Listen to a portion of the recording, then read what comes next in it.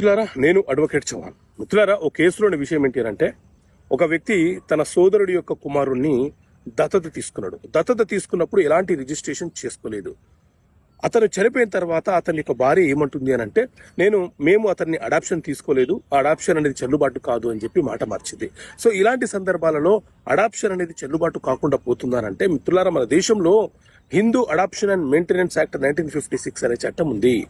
ఈ చట్టం ప్రకారంగా అడాప్షన్ అనేది ఖచ్చితంగా రిజిస్ట్రేషన్ కావాలన్న నిబంధన ఏమీ లేదు.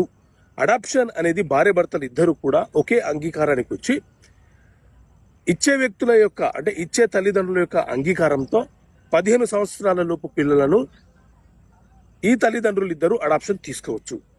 ఈ అడాప్షన్ తీసుకున్నప్పుడు సాధారణంగా అయితే హిందూ సాంప్రదాయం ప్రకారంగా ఒక హోమ కార్యక్రమం అనేది నిర్వహించాలి.